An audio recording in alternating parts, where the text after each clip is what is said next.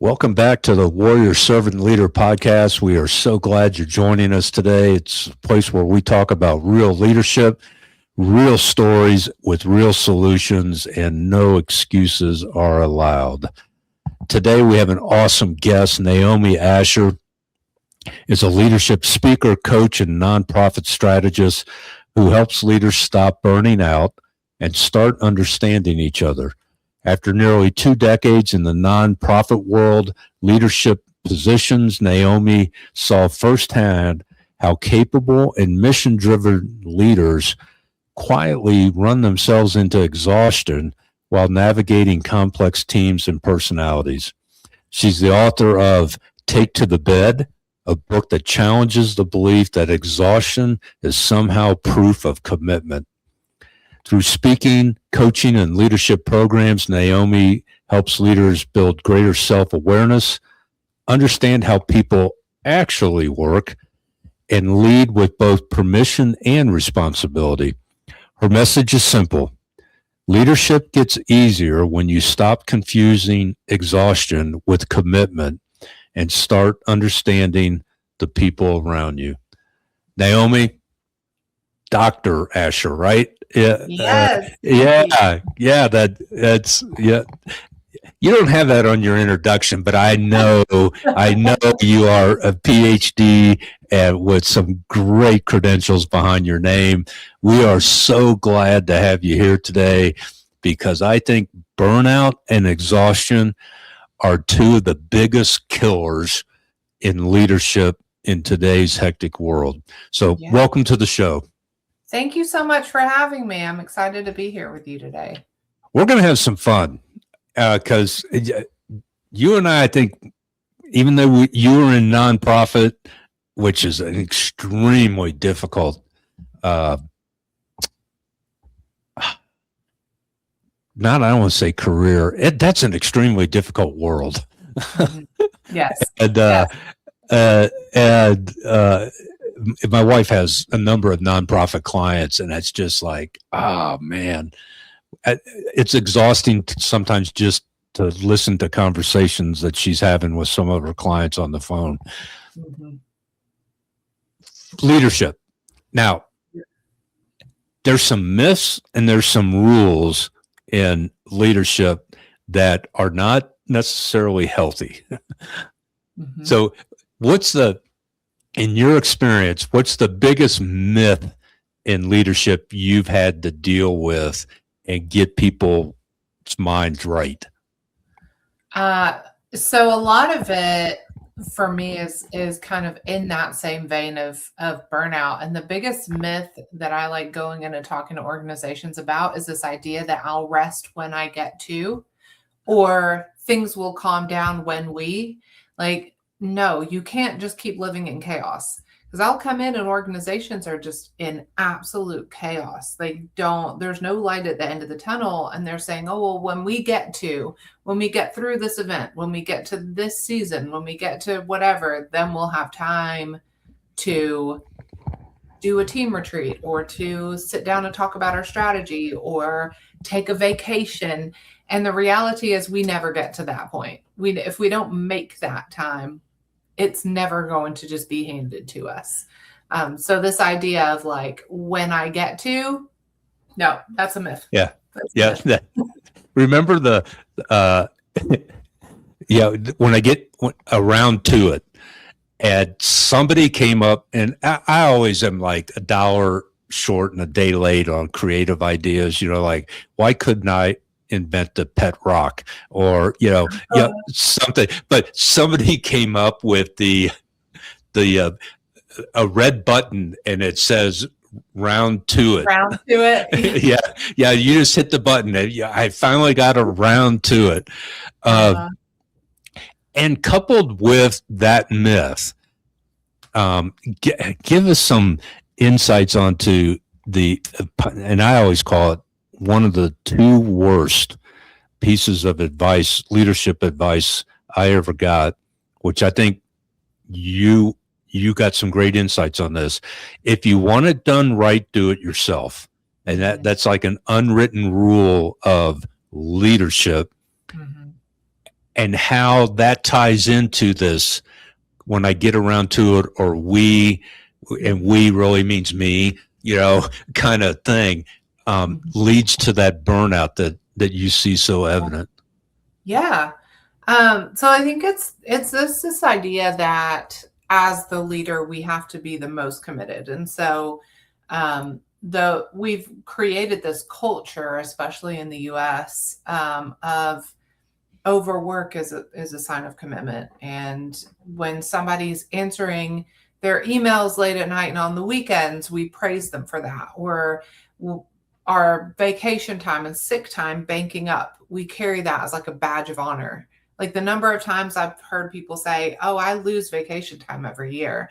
Well, that's not something to be proud of. You should be ashamed to admit that.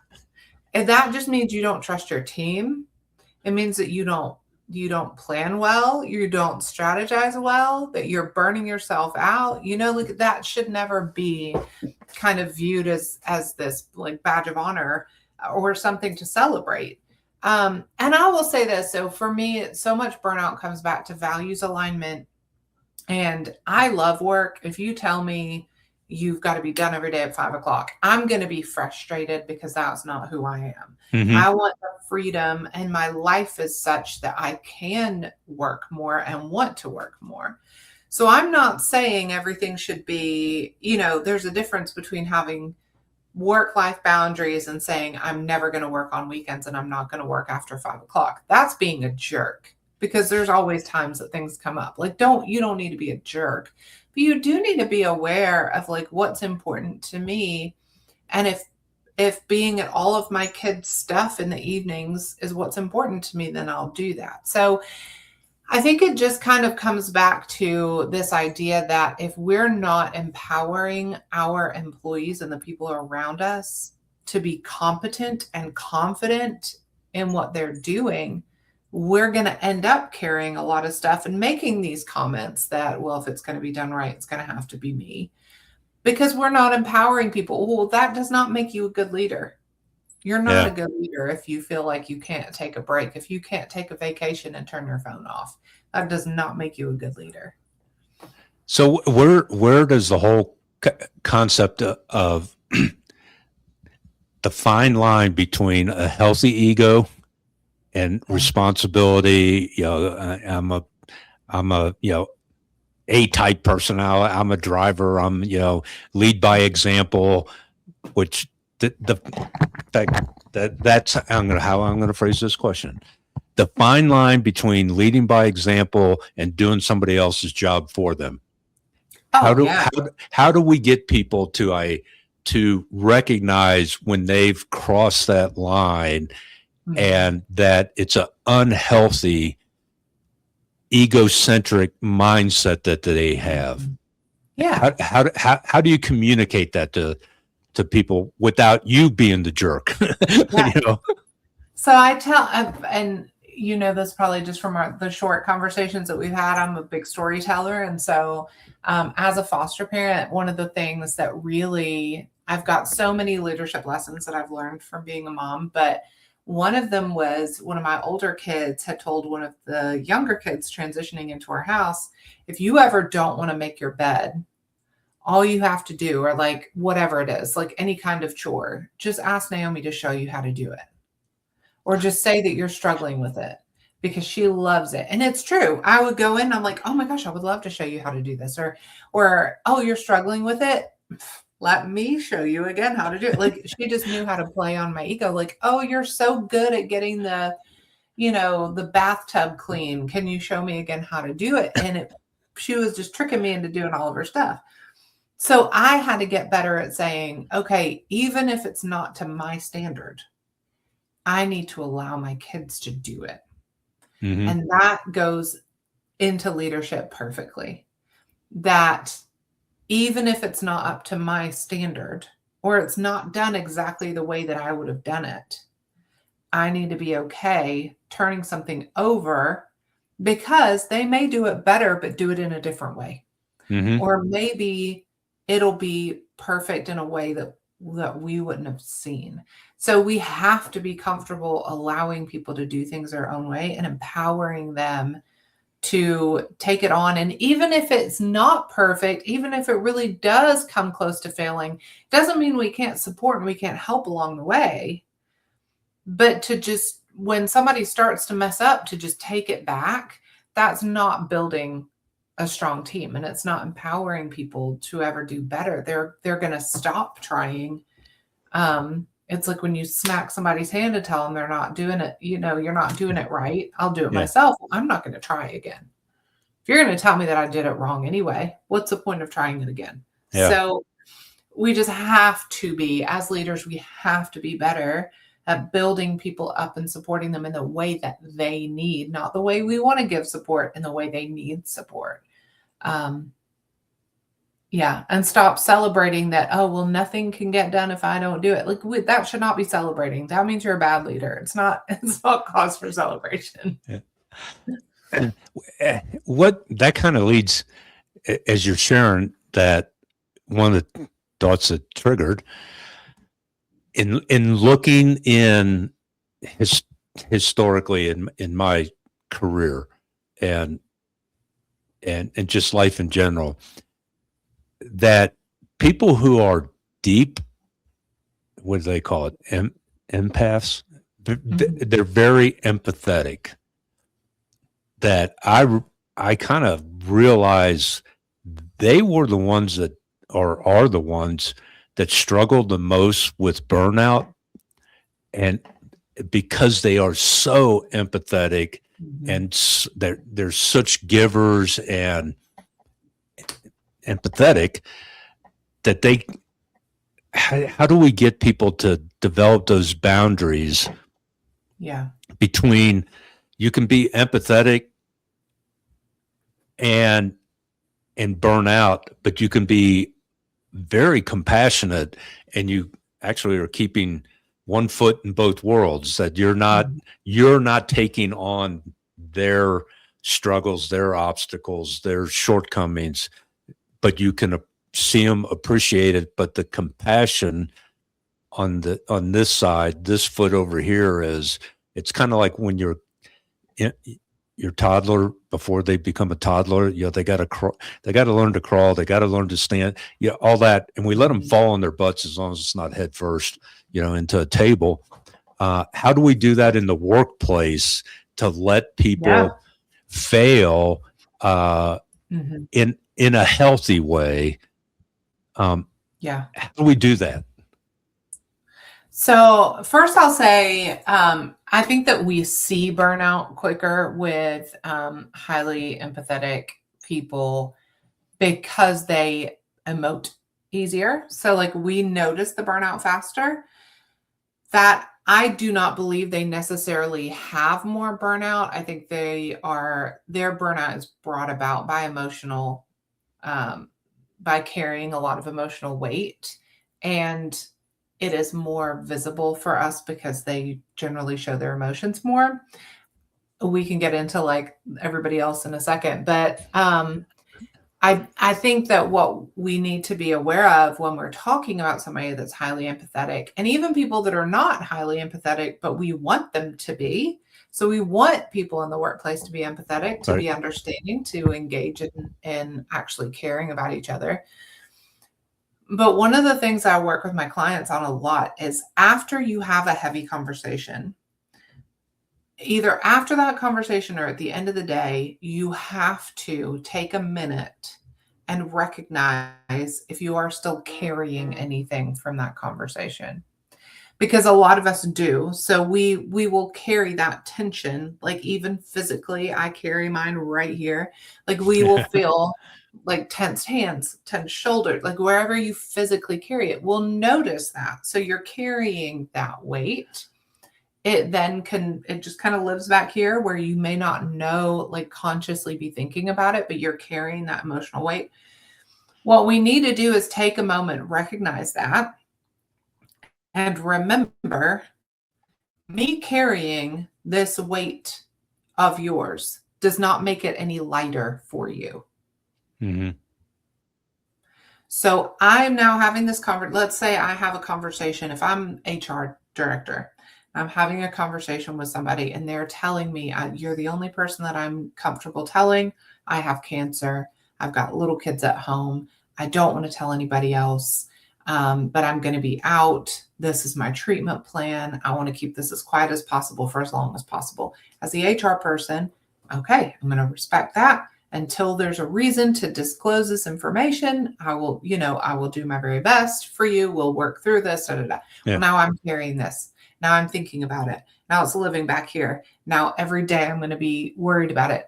Well, me carrying this weight is not making it any lighter for this person.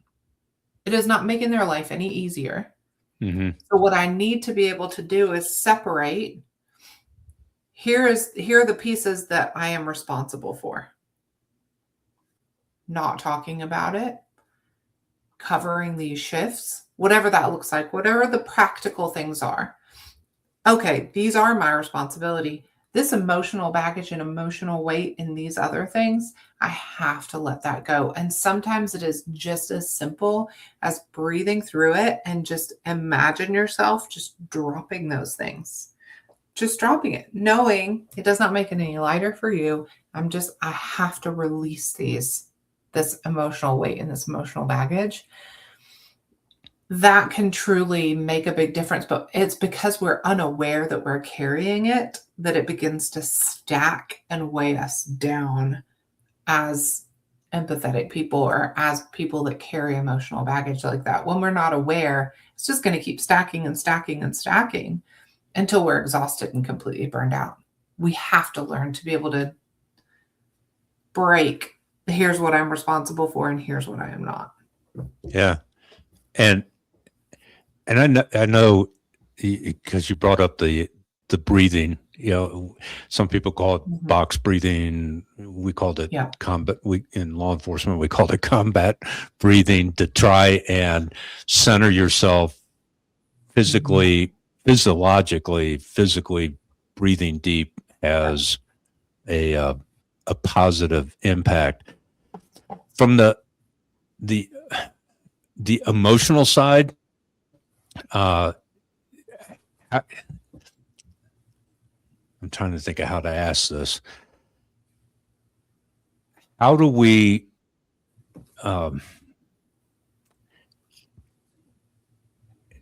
because some people are going to, I can hear, because I'm kind of thinking it is, emotionally, now I got one more thing that I got to do right, and only I can do it.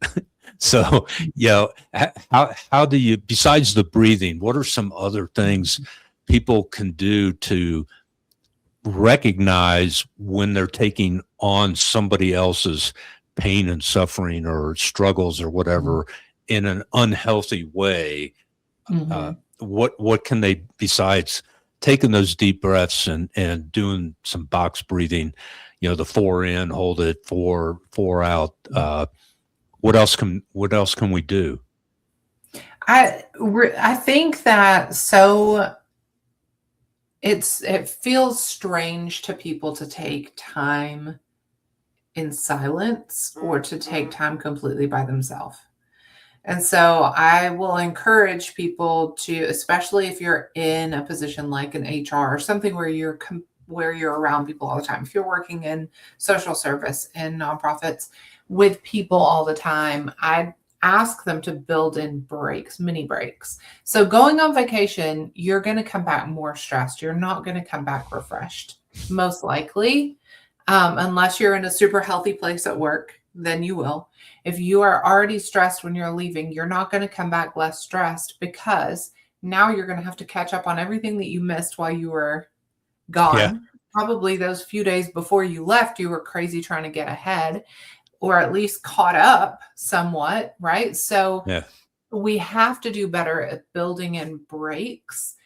And that is not scrolling on your phone. That is not going to talk to a coworker. It is taking a walk by yourself. It is keeping a yoga mat in your office and just laying down for a second. It's building in these mini breaks where you can reflect on your day so far And again, just start working through, am I holding anything from this conversation? I used to get so annoyed. I have dealt with an anxiety disorder most of my life. And I used to get so mad when people say, what are you anxious about? Like, what am I not anxious about? Yeah. Like everything. What do you mean? Everything. I'm anxious about everything. Would you like a list? The state of the world? Like let's just go Yeah. through it one thing after another. And so I think it's really important that we do more evaluations of like, am I holding on to something? Because I'll find that I hold on to things that are so silly but I've trained myself to let go of some of the bigger things. But Yeah. I'll hold on to something that somebody said in a conversation in passing that they didn't mean to hurt my feelings, or they didn't mean to like allude to whatever, or, just something that, oh, I'm really worried that my kid won't be able to come home for Christmas. Just like something very minor in the grand scheme of it that keeps bothering me, because I've learned to let go of big things, because I've taught myself how to do it. And I think that's what we need to teach and do more, is this constant check-in and evaluation. Am I holding on to anything from any of these conversations? Is there anything that's still bothering me that I need to either go address with this person, that I need to let go because there's nothing I can do about it? That kind of thing, where I think it's just taking those frequent evaluations to get comfortable recognizing when we're carrying emotional baggage that does not belong to us. Yeah. I kind of, we've been married 46 years, and yet, I've developed, I think, some skill sets of, if I ask my wife, oh, what's bothering you? And I get the nothing is, is okay. Now, is this a hill I want to die on? And try and dig deeper, or, what are some, I've learned, okay, there's some alternative, solutions to, interacting with someone that doesn't want to talk. And I think one of the things, what I hear you saying is we need to develop that internal conversations with ourselves. We're, especially men, we're so conditioned, I think, to, not show your emotions, not admit you're struggling, not all these things. Don't do these things. And then we have that in the workplace, and we have it in our families' lives, as then, like you say, just keeps building, stacking up till you have a meltdown, or a panic attack. Those are no fun. Having been there, done that. Is how, I guess, in a way, because coming out, I was not in the military, but almost 30 years in law enforcement it's like one battle after another kind of thing. We tried to encourage people to have a battle buddy, somebody that you can actually confide in. And for men, that's very, very difficult, I think. What are some of your insights or suggestions on how do you develop the relationships, or a relationship with someone in the work environment that you can go to, that will feel comfortable of saying, hey, Naomi, get your head out of your whatever, or what are you thinking? How do we develop those skills in the workplace? This is actually exactly why I got into executive coaching. I didn't ever want to. And I kind of said at the beginning, no, I don't coach. It's not part of what I do. But I just see this huge need for safe space. And when I think back on being a nonprofit CEO, you can't talk to your board because that's your boss. You can't talk to your staff because they all work for you and you don't want to scare them. You can't really talk to other CEOs because I hate using the word competitive, but it kind of is a competitive field. And, there's not a lot of peer support you can really have. And so there's a loneliness epidemic with people anyway, but especially when you're in a leadership position like that, you need a really safe space. And I think there is something to be said about, if I'm paying you to keep your mouth shut, I know you're going to keep your mouth shut, right? So like, Yeah. there's that instant level of trust. I think when you hire a coach that you know is on your side, and I a big part of like onboarding is just, are you going to be defensive because I'm not going to be nice? Like, that's just not in my nature. It's not who I am. I'm going to push back against you. We're going to figure out what's going on. Are you wrong in this situation? Are you upset with somebody and it really isn't, like, it's not their fault, or you own more responsibility in this? Like, I'm not just going to tell you that you're great. And so I think when it comes to building relationships, I've been really lucky with that, in that I was able to find some peers that I was able to trust through most of my career. But I definitely think if coaching is an option, it's such an easy, kind of quick way to build that relationship immediately with somebody, and just know that that trust is there. Because it's hard when you're in a leadership position to figure out who you can trust and who you can't. And I've been burned a lot of times with that as well. Yeah. Oh, yeah. Well, and I was taking notes, and as you're talking, I wrote and put 2 underlines underneath it, the word gossip. Oh, yeah. And that, people love it. yeah. Well, and one of the things I think from that internalization, self introspection, we need to check our own egos and check our own tongues at the door. Am I guilty of gossiping about somebody at work, or about a competitor? Yes. And there's nothing positive that comes from gossiping about other people and their circumstances. The other, I think, give some insights on performance evaluations and in leadership, that if the only time your people that are working for you see you when things aren't going right, or they only see you every 6 months or once a year, where they're having their performance evaluation. Right. What are some more positive ways of interacting with folks to build that trust in relationships you're talking about? That leaders, people, and whether you're in a CEO, you can be a leader of a work unit and not be the boss, Absolutely. type deal. So what are some regular things that people that are in positions of leadership can do that is laying that foundation of building relationships, or making, I've heard of, you're making deposits in that bank account.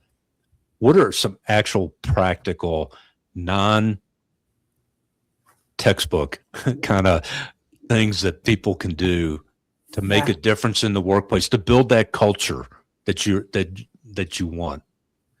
So first I will say, whoever started this, like, you need to be having one-on-ones with all of your employees every other week or whatever, that I do not recommend. And here is why. It becomes this like standard where if it's on your calendar and it's recurring, number one, it's probably going to get like pushed off, like, oh, I actually have this other thing. So it's never going to have priority, which then makes you both feel bad, because it just innately can't hold that high of a priority when it's every week or every other week. Number two, it might just be a giant waste of time, which is also going to be frustrating. And depending on the personality, like if we're just getting together to sit and chit chat, like that to me makes me infuriated because I'm a highly efficient person, and just sitting down and shooting the breeze when I have other things to do is going to make me immediately annoyed. So it's not going to be productive anyway. The flip side of that is, you're right. You can't only see somebody when they've screwed up or when you need something. So for me, that balance is, I was on a travel team in college.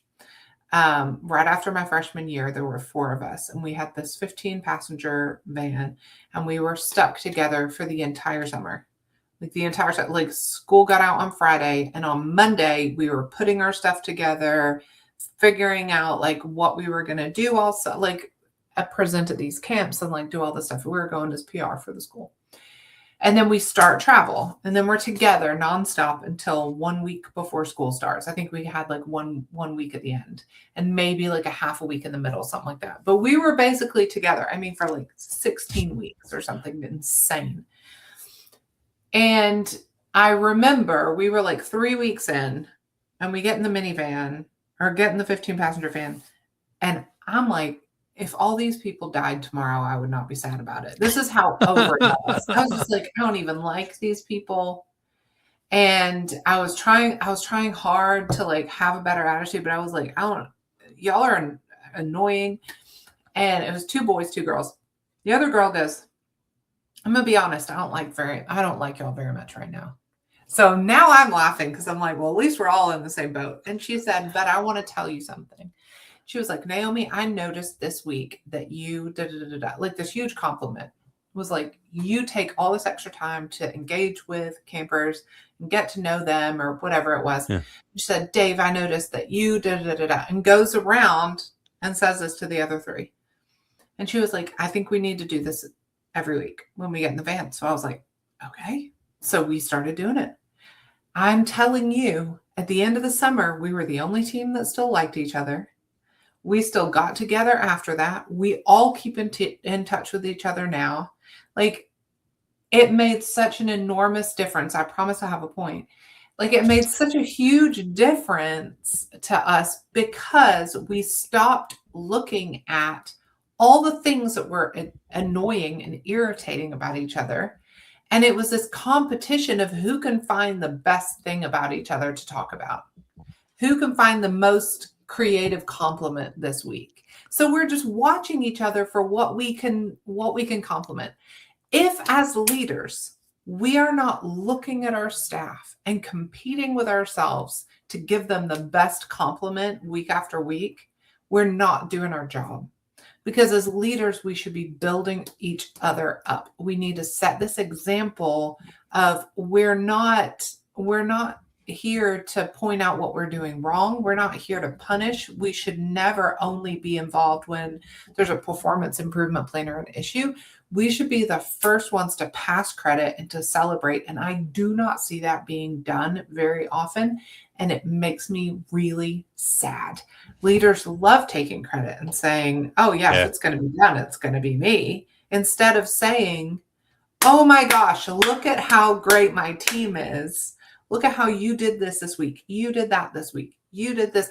And then all of these people are going to lean into their strengths and perform better because we're gassing them up all week.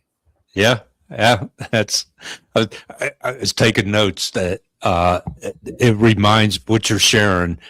One, I've done this with people is I firmly believe whatever you're looking for, you'll always find more of it. I mean, that is a fundamental rule of life, and people will go, "Oh, I don't understand that." So I'll tell them, I'll go, "Okay, I'll tell you what. For this week, when we get back together next week, I want you to tell me how many red Volkswagens did you see this past week?" And then they'll come back and go, "I had no idea there's so many red Volkswagens out there." Yeah. Because you were looking for it. And when I tell people you need to live intentionally, that's what living intentionally looks like. You tell yourself, I'm going to do whatever it is. And if you're going to look for the worst in your employees, you will find more of it. But if Absolutely. you're looking for the best, you're going to find more of it. If you're the employee, and one of the other things I wrote down is, when you're talking about, weekly meetings, I hate it. Weekly staff meetings, because It's a busyness competition. That's what it is who has the most on their plate. And it's a competition to say, me, I've got the most on my plate. Like that's what it turns into. And it's such a waste of time.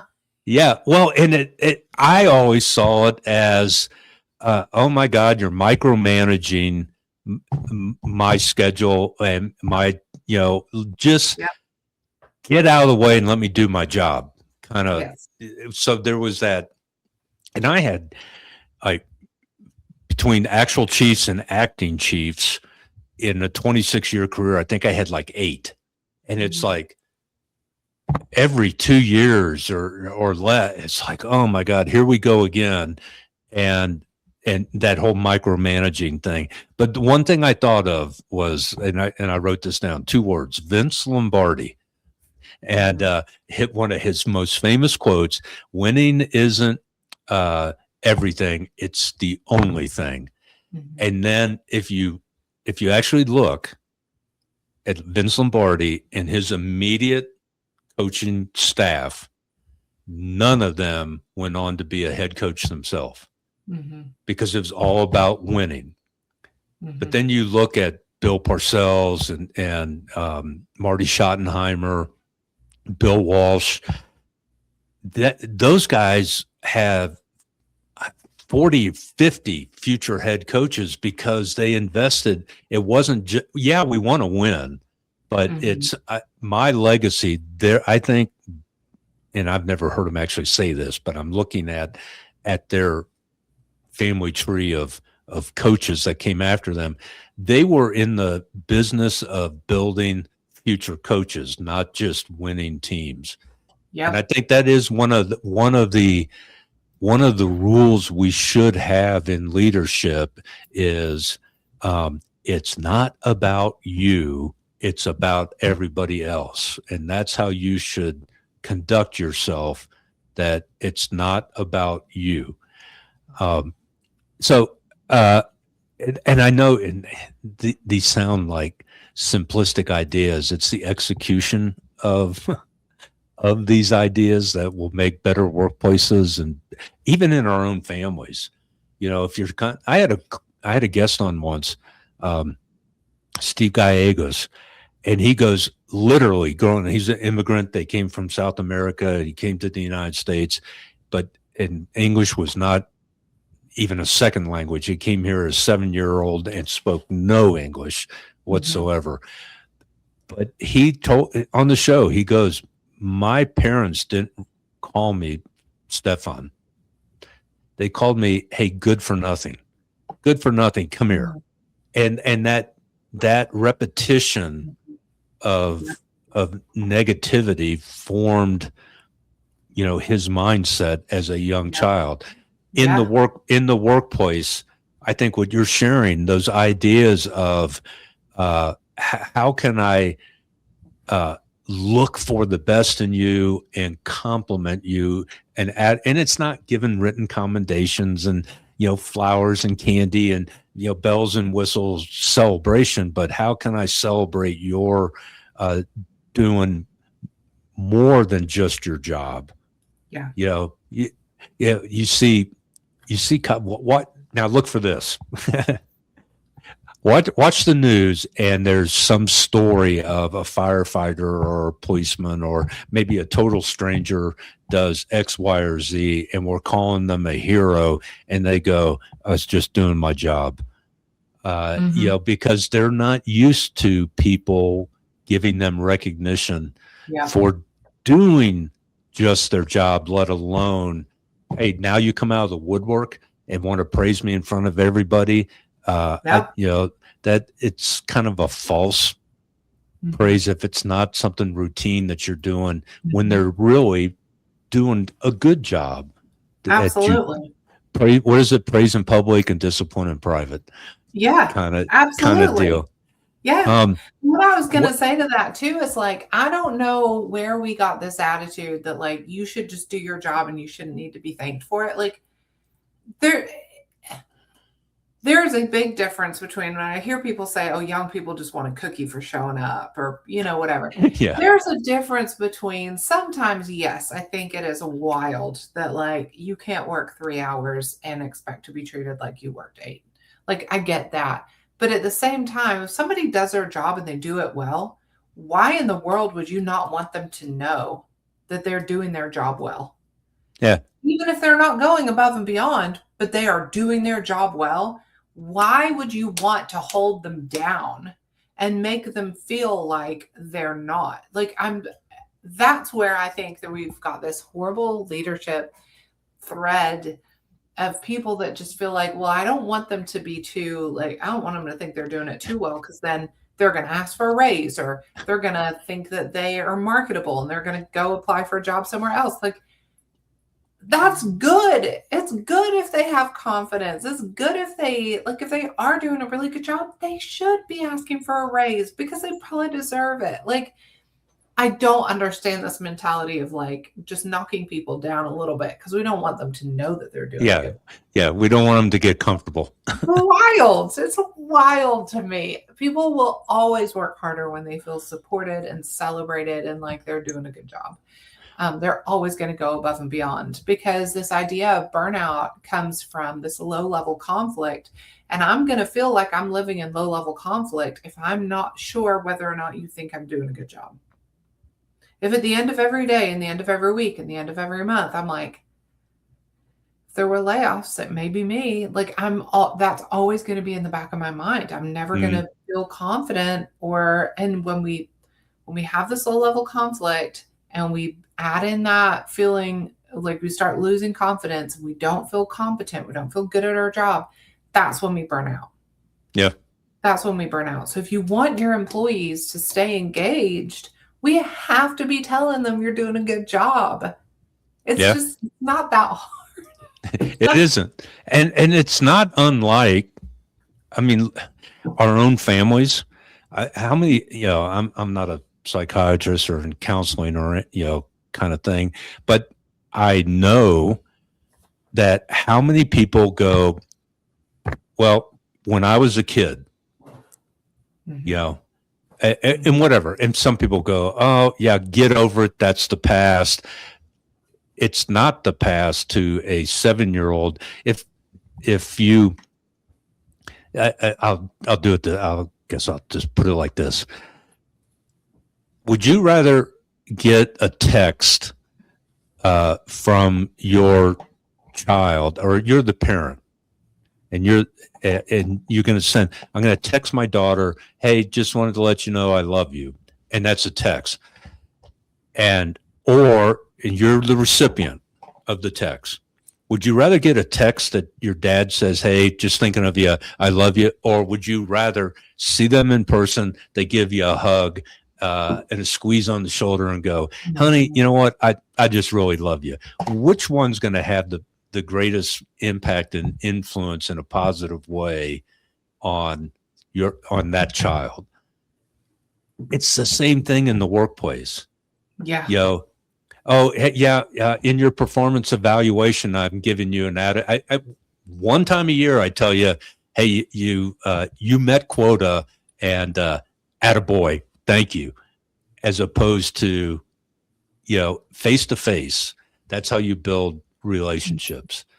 Or would you rather get a birthday card in the mail, or actually somebody picks up the phone and calls you and goes, hey, it's your birthday. Happy birthday. Yeah. And we just get so used to, I call it the lazy river ride, that, well, this is the way we've always done it. And as long as we're moving along with the current and don't hit any rapids, then, okay, things are going good. Thank you. 8 to 5, Monday through Friday. Yep. Well, and it's just, we get in these like the hidden rules of our organizational culture, right? And so when you are somebody who maybe has a very is more optimistic, positive, and you want that's where you thrive, and you come into this organizational culture where, you know, people talk about each other behind each other's backs, or you make a decision in a meeting and then you leave the meeting and everybody does what they feel like doing anyway. Those kinds of things, it can be very shocking. And instead of questioning our organizational culture because this person has now pointed it out, we're going to go, well, this person's a problem. Yeah. Right. And Yeah. I think that that's a very big scale, but that can go all the way down to, I've supervised people for years, and this is the way that I supervise, and this is who I am. And if you don't like it, you can leave. And we're just so used to having this one, like, here's the job description. This is what it says. This is what you do. Yeah. Instead of looking at it and saying, you're a completely different human and you've got skills and abilities and things that we can cultivate that are positive, and let's focus on that, and let's treat you like an individual instead of like a job description or a box. Yeah. And we just it's the difference between getting to know people and not getting to know them. And I think that's honestly the biggest piece is so many leaders they don't really want to get to know people that work for them. Yeah. Yeah. And we don't want to know what their aspirations are. I mean, when was the last time that even in the recruiting, whatever you call them, oral review boards or in law enforcement, that where you have an interview and it's all textbook. We ask the dumbest questions. Why do you want to work here? Well, I need to be able to afford my rent. Yeah. But instead of going, hey, if we bring you on board as an entry-level accountant, tell me, what is your dream job here in our organization? And then that gives you insight into their aspirations, their strengths, that they go, well, I'd like to be, the head of, I'd like to be the HR director someday. Mm-hmm. Well, they're telling you that because they believe they have the skills and the capability to do that. They just told you a strength.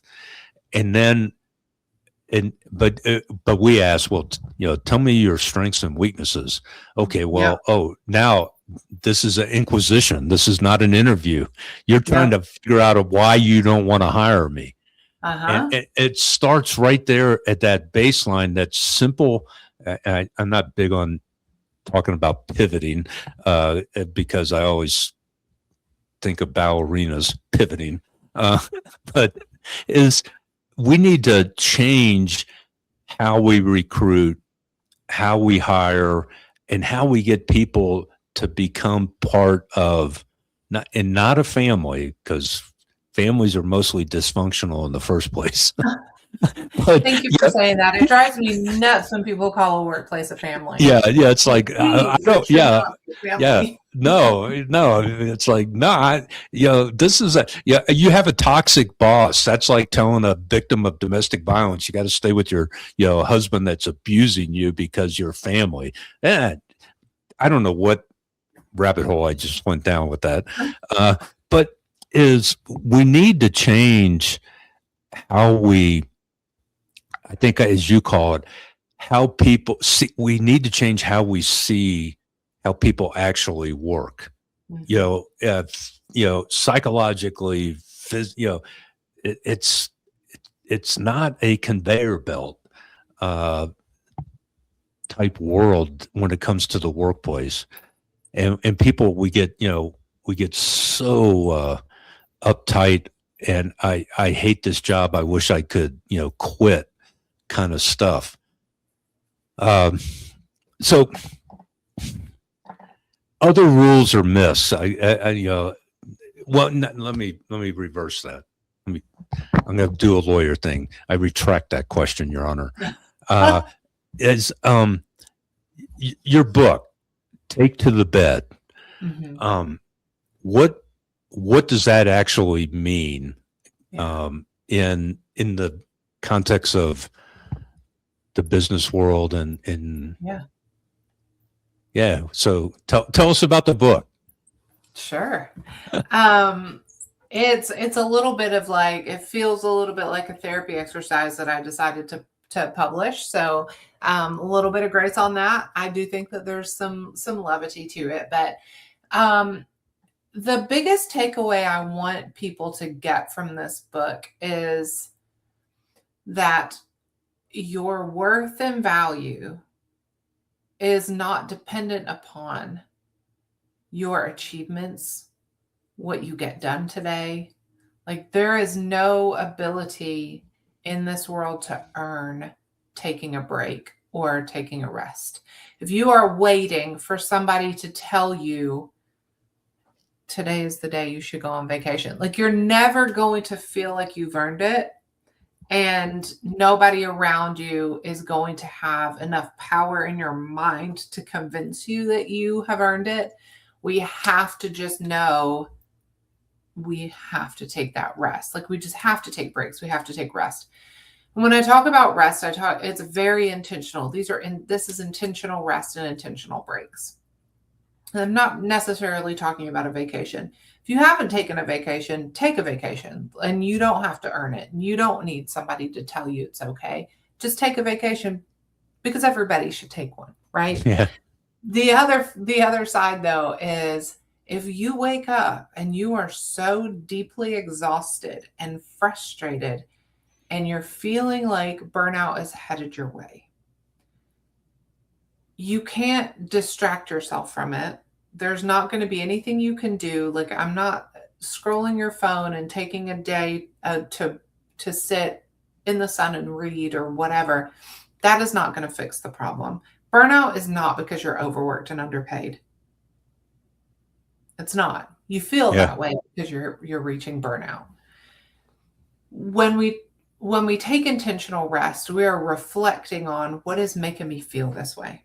If I feel overworked and underpaid, or if I feel exhausted, if I feel like I don't have the energy to go be with my friends, if I feel like I don't have, the spark that I used to have, those kinds of things, we have to take a break by ourselves to reflect on that and determine what is happening. Is there conflict that I'm not addressing? Is there a values misalignment? Do I have more, do I not have the support that I need? Mm-hmm. Do I not have the autonomy that I wish that I had? Do I not, what is happening? Do I not feel like I'm doing a good job? And if I don't, why? Why? Is it because I'm not being told that I'm doing a good job? Is it because I'm being low level, kind of kept in my place? Like, you're not, you're doing okay, but not that great. One of those bosses. What is the cause for this? And we have to get comfortable doing these check-ins and figuring that out, because when our values are misaligned in one way or another, when we're living in conflict and our confidence becomes eroded, we will burn out every time. And when you begin to burn out, if you're a nonprofit, and I hate saying this because there's already so much stigma around it, but when you are in nonprofit, your chances of burning out and turning to substance misuse are greater than they are with a lot of other professions, of making poor decisions and there not being the checks and balances in place, so you end up embezzling money or doing something like that. That's higher, much higher risk. And I've done all this kind of what are the stereotypes or stigmas around different professions, and then let's look at why. So if you want to look at nonprofits and say, well, these nonprofit professionals are embezzling money, yeah, that's a stereotype, because statistically it is higher, but that is because the checks and balances are not in place, because boards are disengaged, because our staff is disengaged, because they're probably living in some kind of conflict or values misalignment. These are all of the risk factors that come with that. So when you look at, again, police departments, Well, higher risk for domestic violence. Yeah, because there are not the checks and balances in place, the accountability, those kinds of things where when you look at what are people getting away with, or when you push the line in one of these industries, what does that look like and why? That's why we see these stereotypes, is because burnout pushes you to your worst possible decision making. Mm-hmm. And when you're making those terrible decisions, it's like doctors have a really high risk for substance misuse, because it's easy to write yourself a script or get your friend to do it. I don't want to reinforce stereotypes. So hear me clearly. I am not reinforcing stereotypes. What I am saying is there will always be higher risk factors where checks and balances are easier to get around, and burnout is prevalent. Burnout is the problem. These are all the symptoms of burnout. Yeah. And in law enforcement, well, I'll touch on that in a second. One of the things I think we fail to realize as leaders, because we have a lot of assumptions, and what we fail to realize is the fundamental wants and needs, and I'm simplifying this a little bit, is there's 4 things that every single person wants and needs, from infants to 110-year-olds. We all want safety, security, prosperity, and control in our lives.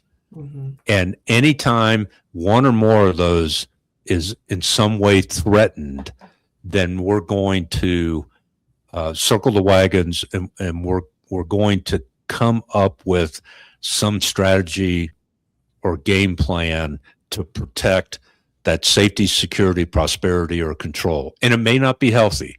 It could that the substance abuse, all those things. But when we see changes in behaviors in people, there's always red flags. You'll see on the news, some mass shooter, that's something very tragic happens, and they start talking to friends and family, and they go, "Oh yeah, that doesn't surprise me." It's like, what? Yeah. It should surprise you. Like, oh no, I remember back in high school, he or she was a loner, and this, that, and the other thing. But we all do that Kermit the Frog sipping Lipton tea, going, "It's none of my business." Absolutely, absolutely. And so I think that's one of the things, that skill sets that leaders need to develop and hone and intentionally be conscientious about, is the folks that you're leading, when you see a change in behavior, they were always, first one to arrive and last one to leave, and now they're showing up, 10 minutes after the work starts, or it's like your little kid that doesn't want to go to school anymore. I got a tummy ache. I got this, that, and the other thing. There's something going on in their life that at school that is, they're trying to protect themselves by fabricating, I have a tummy ache, or, I have a headache. Yeah. And we need to go and actually take that seriously and intentionally, because building relationships, if you really care about your people, then find out what is the why behind the behavior. And I think one of the things that, and I don't know if you address this in the book to some degree, is it's telling people, what are those skills? How can you do this? How can you, I don't want you to be, a mother to everybody at work kind of deal. That's not what I'm asking. But to be a more caring and compassionate, genuinely, and not just the boss. Those skills. And how do we do that? I mean, do you make it part of mandatory? I don't know. I get so frustrated with I could walk into a police department and I can ask a cop that's been on 10 years, so how come you're still a police officer here? And listen, and they go, well, the benefits are really good. I got a good paycheck. Well, I don't have enough time to retire, or whatever. And they're giving me all the wrong answers. Uh-huh. Yeah. When you got hired, I asked you, why do you want to be a police officer? Oh, well, I want to give back to the community. I want to protect and serve. It's all these altruistic reasons. And then 5 years later, well, I'm here because the benefit. I stay because the benefits are good. Yeah. That tells me I'm too old to do anything else. Yeah. That tells me it's a very dysfunctional police department. Yes. Yeah. I think so much of it, again, comes back to when we actually know the people around us, when we take time to get to know them. If somebody's got a short fuse, or they're taking longer on lunch and they didn't used to do that, or they're coming in late where they're out of character. They're quiet and they didn't used to be. They're withdrawn. Like, we cannot be so scared to talk to people. And I think the world has become so conflict averse that we've lost our ability to just care about each other. Like I said something the other day about, like, you could pretty much do anything in public today and people don't want to get involved. They're like, well, I'm going to pretend I didn't see it. And that's what we're doing in the workplace. We're just pretending like we're not seeing somebody begin to spiral because it's not my place to say anything. Well, whose place is it? Yeah. Whose place is it to say something? And maybe it's your boss that's spiraling. It's still your place to do something or say something, because we have to be, there's a difference between being conflict chasing and like, I'm looking for any reason to just start a fight, and being so conflict averse that we are scared to catch something before it's too late. This is how we have suicide, substance misuse, all of these other things prevalent in our workspaces and our schools, is because we're too scared to deal with the warning signs or to do anything about the warning signs. And we've got to get more comfortable with saying, are you okay? Will you, like, I need you to check in with me. I need you to be honest about this. Hey, it seems like you have a really short fuse. What's going on? Because I do think that when we are able to be clear with other people, they will respond and have a higher level of trust, and they will be more honest with us. It's like couching everything in fluff that makes people untrusting.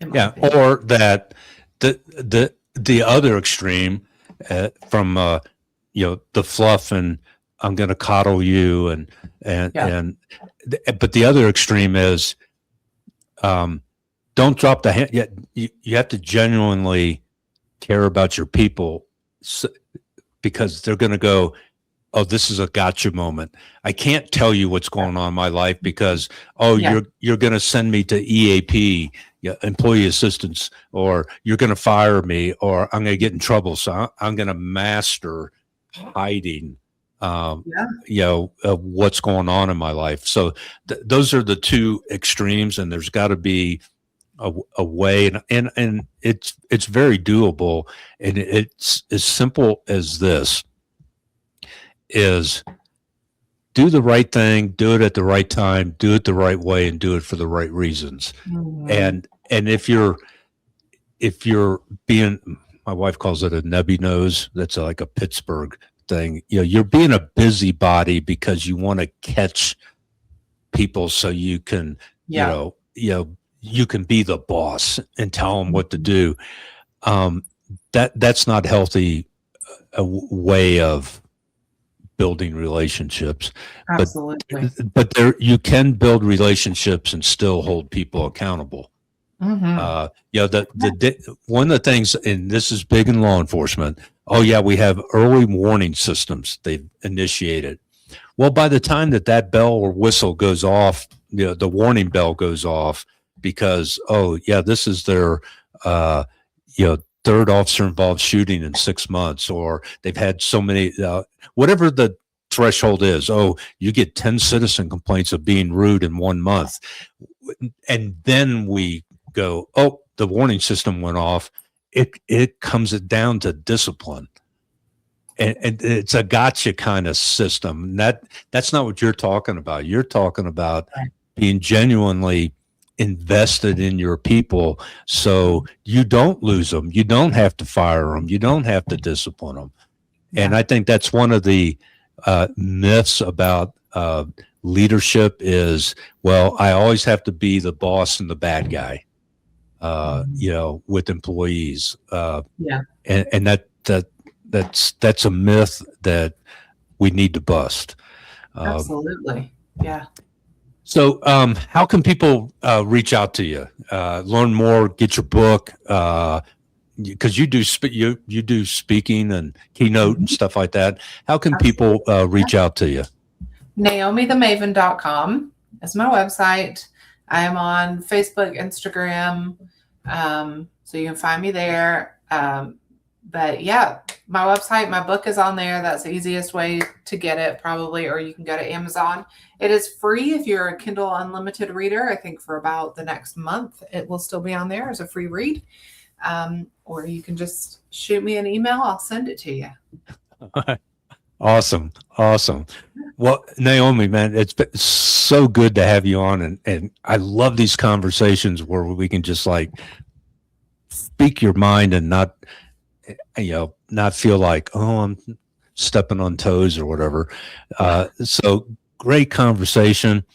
Yeah. And I'll get your website in the show notes and everything. Thank you for being here. For our listeners, thank you for being loyal listeners. We're now in over 70 countries because you keep liking, commenting, and sharing with your friends and family, the guests that we're having on here. So thank you for being a part of the Warrior Servant Leader community. Follow us on YouTube, warriorservantleaderpodcast.com is the website, Instagram, LinkedIn. We're on all that kind of stuff, at Pat Welsh JD, or just Google Warrior Servant Leader and we're like #1 pop up on there. So share this message with somebody that needs to hear it today. And as I end every episode with, it's always, always, always strive to do the right thing at the right time, the right way, and for the right reasons, because that's what warriors, servants, and leaders do every day, every time. Love you all, and see you next week.